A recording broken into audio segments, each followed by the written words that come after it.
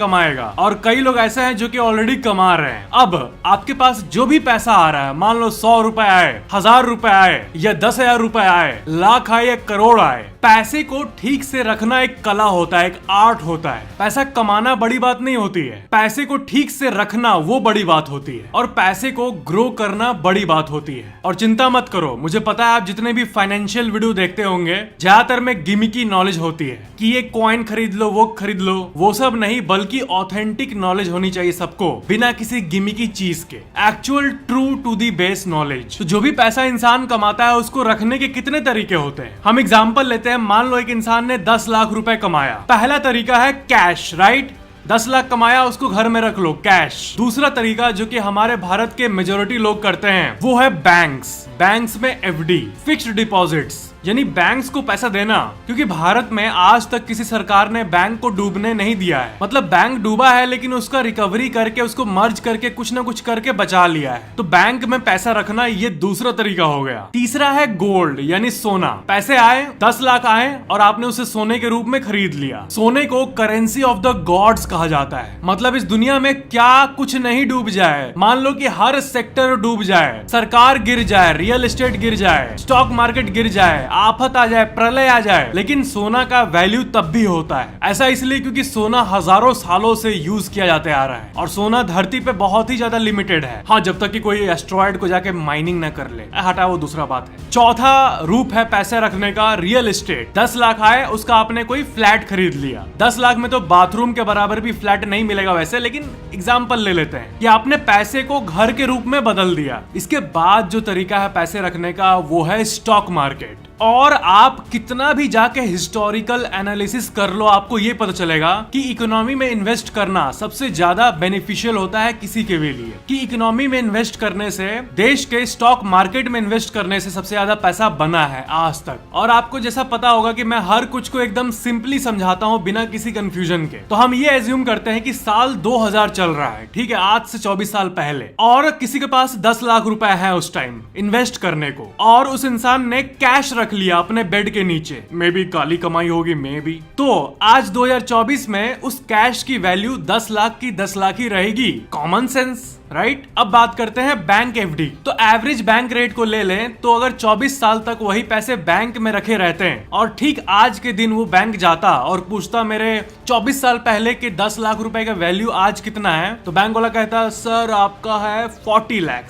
हाँ, 40 लाख, जैसे कि आप इस टेबल में देख पा रहे हो। इसके बाद आता है रियल एस्टेट। देखो, रियल एस्टेट जो है ना, यानी प्रॉपर्टी इन्वेस्टिंग, वो बहुत थोड़ा कंफ्यूजिंग है क्योंकि वो लोकेशन पे डिपेंड करता है। गाँव में ऐसे कई लैंड है जिनका उतना रेट नहीं बढ़ा है, बहुत नॉमिनल बढ़ा है, और अगर वही दिल्ली, मुंबई या फिर कोई मेट्रो सिटी में कोई लैंड लिया हो 24 साल पहले, तो आज वो 100, 200, 250 गुना तक बढ़ गया है। तो हम लोग एक्सेप्शनल केस को हटा देते हैं। एक्सेप्शनल देखेंगे तो थोड़ी होगा, हमें एवरेज देखना होगा। तो रियल एस्टेट की बात करूं तो एवरेजली किसी ने साल 2000 में 10 लाख रुपए लगाए होते हैं तो आज 60 लाख रुपए बन गए होते हैं, क्योंकि ओवरऑल रियल एस्टेट इकोनॉमी इतना बड़ा है। अब बात करते हैं सोने की। सोना करीब 1 करोड़ का हो गया होता, क्योंकि सोना का जो वैल्यू है वो अक्सर बढ़ते रहता है, चाहे दुनिया में कुछ भी हो जाए, और सोना का रेट ज्यादा देर तक रुका हुआ नहीं रहता है, ऊपर ही भागता है। लेकिन अगर वही भारत के इंडेक्स यानी निफ्टी 50 में किसी ने इन्वेस्ट किया होता तो वही 10 लाख 1.5 करोड़ रुपए से ज्यादा बन गए होते। यानी यहाँ पर पैसे लगभग 18 गुना मल्टीप्लाई हो गए हैं 24 सालों में। अब ये जो चीज है ये बहुत ही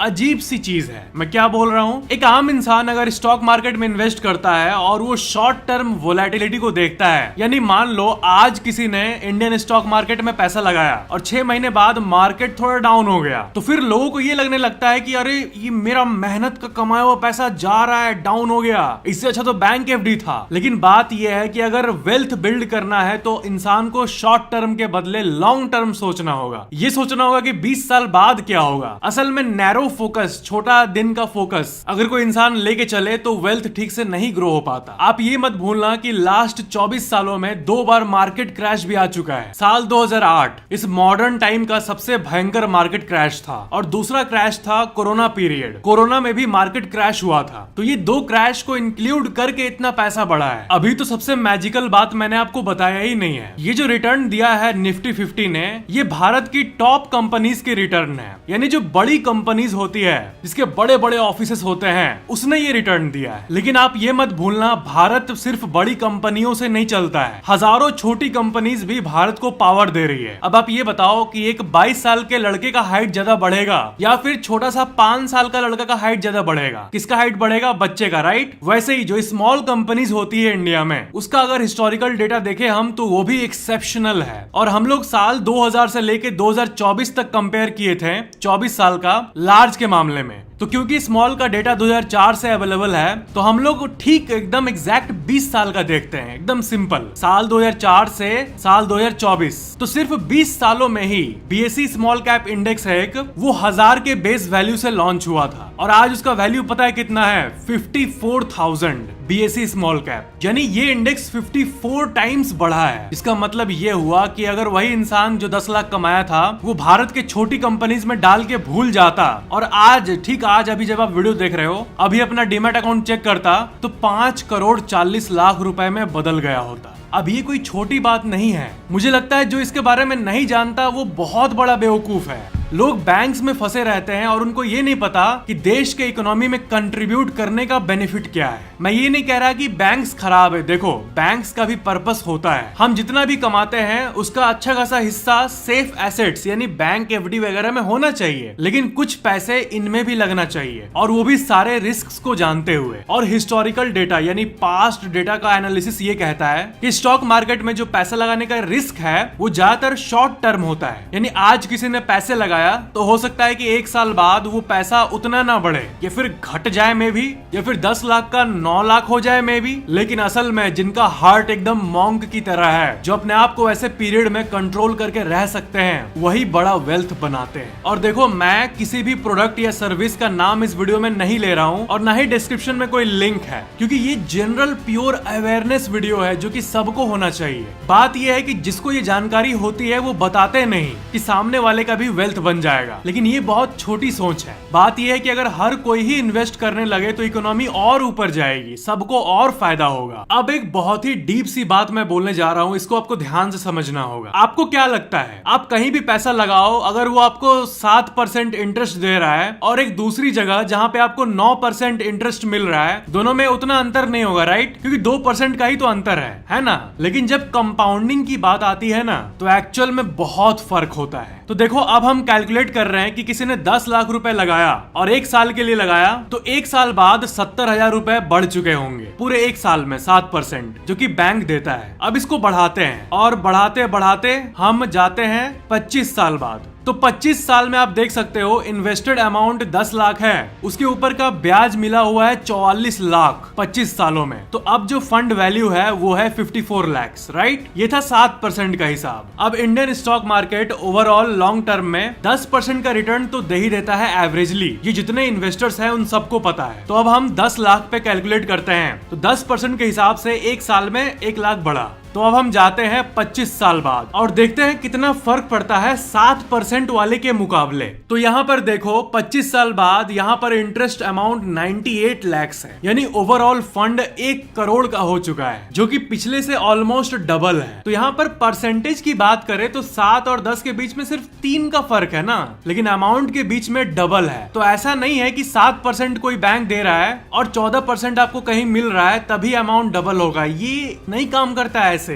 1% बहुत ह्यूज डिफरेंस ला सकता है। अब आपको ये समझाने के लिए सिर्फ 2% और बढ़ाता हूँ, तो 10 लाख पे 12% को देखते हैं, तो 1 साल में 1,20,000 बढ़ा। अब हम लोग चलते हैं डायरेक्ट 25 साल बाद। तो देखो यहाँ पर कॉर्पस बन गया 1.7 करोड़, ऑलमोस्ट 1.25 करोड़ के आसपास, और बढ़ाया कितना? 2%। अब एक गहरी चीज को समझो, बैंक दे रहा था 7%, राइट? और अगर मान लो कि स्मॉल कंपनीज में किसी को 7 का डबल 14% का मिला रिटर्न, तो परसेंटेज को देखे तो 14 क्या होता है? 14 होता है 7 का डबल, राइट? लेकिन पैसे को अगर आप देखोगे तो देखो 1 साल में इतना बढ़ा। अब चलते हैं 25 साल बाद और अब आप देखो 2 करोड़ 65 लाख रुपए। तो 7 और 14 में इतना अंतर है। 7% में कितना अमाउंट था वो देखो और 14% में कितना अमाउंट बना ये देखो, यानी परसेंटेज जो है वो डबल हो गया, 7 का 14 हो गया, लेकिन मनी सिर्फ डबल नहीं हुआ बल्कि वो ह्यूज हो गया। This is the power of compounding. और इसलिए आइंस्टाइन ने कहा था कि compounding is the 8th wonder of the world. और आम लोग इसको समझ ही नहीं पाते कि एक एक परसेंट का वैल्यू कितना होता है। और हम लोग तो बस 10, 12, 14 देख रहे हैं। असल में पास्ट की बात करूं तो कई लोगों ने 10 साल में या लॉन्ग टर्म में 15%, 19% तक का रिटर्न कमाया है। तो उनका कॉर्पस इतना हो जाता है कि हम इमेजिन भी नहीं कर सकते। कंपाउंडिंग सही में मैजिक है। अगर किसी को कंपाउंडिंग के बारे में नहीं पता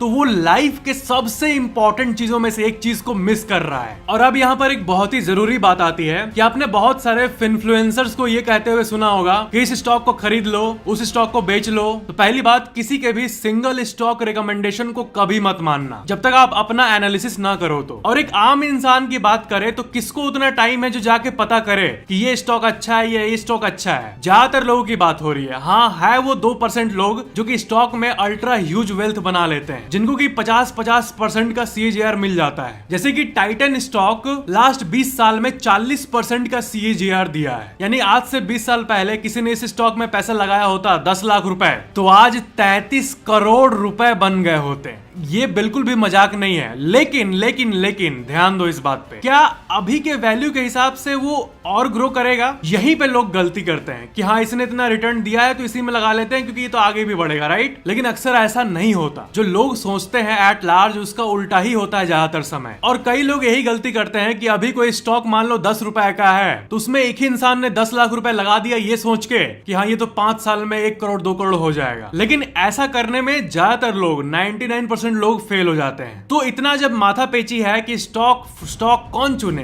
राइट? तो यहीं पर पिक्चर में आता है म्यूचुअल फंड्स। म्यूचुअल फंड से तो आपको कुछ याद आ ही रहा होगा। इतने सारे क्रिकेटर्स के एड्स जो कहते हैं म्यूचुअल फंड सही है। तो अब आपको पता चला वो ऐसा क्यों कहते हैं, क्योंकि रियलिस्टिकली स्पीकिंग म्यूचुअल फंड्स आपको गुड रिटर्न दे देते हैं। ना एक्स्ट्रा ऑर्डिनरी रिटर्न, ना ही बैंक की तरह स्नेल की तरह रिटर्न, बल्कि ठीक ठाक रिटर्न। और म्यूचुअल फंड्स के भी बहुत सारे कैटेगरी होते हैं। इतने कैटेगरी का आपको देख के लगेगा साला किसमें लगाऊं पैसा, इतना सारा कैटेगरी है। लेकिन ओवरऑल मोटा मोटी बात करें तो 3 कैटेगरी होते हैं। पहला, लार्ज कैप म्यूचुअल फंड्स, यानी ये म्यूचुअल फंड्स उन कंपनीज में पैसा लगाते हैं जो कि ऑलरेडी लार्ज है, जिनके बड़े बड़े ऑफिस है, जैसे कि मैंने कहा एयरटेल, रिलायंस, ये सब, यानी बिग बॉयज में पैसा लगाते हैं। तो इसमें रिटर्न ठीक ठाक मिल जाता है और इसका वोलेटिलिटी कम होता है। क्या है कि जो बड़े कंपनीज हैं उसका रिटर्न थोड़ा स्टेबल होता है और बाई चांस मार्केट क्रैश जैसा सिचुएशन आ जाए तो ये ज्यादा नहीं गिरते, बट रिटर्न्स भी उतना ज्यादा नहीं देते। सेकंड में आते हैं मिड कैप म्यूचुअल फंड्स, यानी ये मीडियम साइज्ड कंपनी में लगाते हैं जो कि अभी लार्ज नहीं है लेकिन उसमें बढ़ने का स्कोप है। तो ये म्यूचुअल फंड्स थोड़ा ज्यादा रिटर्न दे देते हैं। और तीसरा नंबर पे आता है स्मॉल कैप कंपनीज। आपको याद है मैंने उस बच्चे का एग्जांपल दिया था आपको कि 5 साल के बच्चे का ज्यादा हाइट बढ़ेगा या 30 साल के इंसान का? तो वही लॉजिक यहाँ पे अप्लाई होता है। आपको मैं फिर से बता दूं कि इंडिया में स्मॉल कंपनीज का बहुत बड़ा रोल है इकोनॉमी को बूस्ट करने में, और इन कंपनीज का जो ग्रोथ पोटेंशियल होता है वो बहुत ज्यादा होता है। तो फिर से एकदम रियलिस्टिकली बात करें तो ये सबसे ज्यादा वेल्थ बिल्ड करते हैं, लेकिन लॉन्ग टर्म में रिस्क यही है कि आज अगर कोई पैसा लगाया तो हो सकता है कि 1, 2, 3 साल में पैसा घट जाए, मे भी उतना ही का उतना ही रहे। लेकिन 10 साल 20 साल में ये इतना वेल्थ दे के गया है पास्ट में जिसका कोई हिसाब नहीं। लेकिन स्मॉल कैप म्यूचुअल फंड्स जो होते हैं या फिर ओवरऑल स्मॉल कैप कंपनीज की भी बात करें तो ये बाजीगरों के लिए होता है, यानी जिनका हार्ट बहुत ही स्ट्रांग है। क्योंकि मैं बार बार बोल रहा हूं कि हर चीज को आपको रियलिस्टिकली देखना है, ये नहीं कि ये एकदम सोने का खजाना आपको मिल गया, क्योंकि इसमें समय लगता है। अगर आप समय दोगे तो ये आपको छप्पर फाड़ के पैसे देगा। ऐसा नहीं कि लोग जो दिखाते हैं ना कि ट्रेडिंग कर लो स्टॉक मार्केट में, एक दिन में लाखों रुपए आ रहे हैं। अरे भाई मैं बता रहा हूँ वो सब में कभी मत पढ़ना। इंस्टाग्राम रील्स, यूट्यूब रील्स, ये सब इतने सारे ट्रेडिंग के वीडियो से भरे हुए हैं कि आपको लगेगा कि इससे कितना अमीर बना जा सकता है। ट्रेडिंग मतलब आप आज ही सुबह स्टॉक खरीदें और शाम को ही स्टॉक को बेच दिए। सिंपल भाषा में बताऊं तो इसी को ट्रेडिंग कहा जाता है। और बाकी एक फ्यूचर एंड ऑप्शंस की अलग दुनिया है, वो थोड़ा कॉम्प्लेक्स है। लेकिन यकीन मानो सेबी के रिपोर्ट के हिसाब से 90% से ज्यादा लोग लॉस करते हैं जो कि शॉर्ट टर्म में ये गेम खेलते हैं। शॉर्ट टर्म में ये लोग लॉस करते जाते हैं और असल में पैसा वो बना के ले जाते हैं जो कि लॉन्ग टर्म के लिए मार्केट में पैसा लगाते हैं। कई सालों के लिए जो लोग लगाते हैं वो लोग पैसा बना के निकल जाते हैं। तो एक तरह से मैं कहूं तो मेरा ये ओपिनियन है, देखो ये मेरी लाइंस है, कि बैंक्स आपको बस सेफ्टी के नाम पे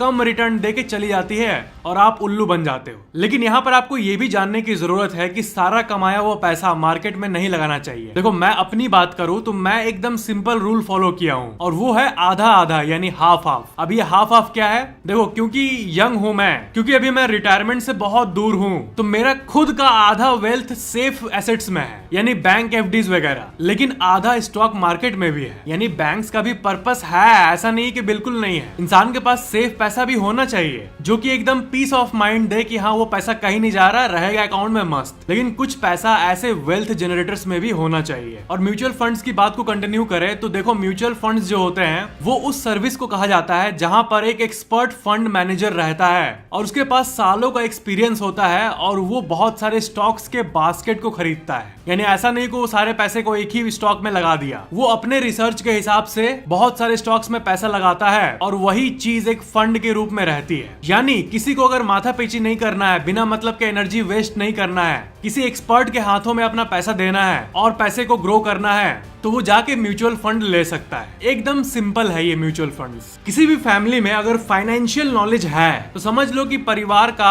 आधा से ज्यादा काम हो गया। ऐसा इसलिए बता रहा हूँ क्योंकि कई लोग हैं जिनको अवेयरनेस ही नहीं है। यानी जो दिमाग है, ये खोपड़ी है, इसके कोने कोने में नहीं है कि कंपाउंडिंग कितना बड़ा मैजिक है। और इस बात को जानना कि 7% कोई एसेट हमें दे रहा है रिटर्न और दूसरी तरफ 14% कोई दे रहा है, तो अगर एंड कॉर्पस 7% वाले का 50 लाख रुपए होगा तो ऐसा नहीं कि 14% वाले का डबल होगा, यानी 1 करोड़ होगा 20 साल में। वैसा नहीं है, बल्कि बहुत फर्क है। ये 14% वाला मल्टीपल करोड़ में चल जाएगा और 7% वाला कहीं नहीं जाएगा। 1% का वैल्यू है। तो अगर आपने अभी तक यहाँ तक वीडियो देख लिया है तो मान लो आप कि आपको बहुत बड़ा नॉलेज मिल गया जो कि आपको लाइफ टाइम हेल्प करेगा। ये आप लिख के रख लो, और आज नहीं तो कल आपको इस नॉलेज की वैल्यू पता चलेगी ही चलेगी। तो इस फाइनेंस सीरीज के भी बहुत सारे पार्ट्स आएंगे। अभी तो बस नॉलेज का कुछ बूंद छिड़का हूं आपके ऊपर। अभी बहुत सी बातें जो कि आपको पता होनी चाहिए। तो अगर आप फाइनेंस में इंटरेस्टेड हो कि हमारे जो नॉलेज का सीरीज होता है जिसमें आपको अलग अलग तरह के नॉलेज मिलते हैं, वो तो है ही ऑफ कोर्स, लेकिन साथ साथ कभी कभी फाइनेंस वीडियोस भी आना चाहिए मेरे हिसाब से। तो वीडियो कैसा लगा नीचे कमेंट जरूर करना, और अगर आपका कोई क्वेश्चन है तो नीचे कमेंट जरूर करना। वीडियो को लाइक जरूर करना, और अगर आपने अभी तक चैनल को सब्सक्राइब करके ऑल नोटिफिकेशंस पे क्लिक किया हुआ है तब तो ठीक है, डन।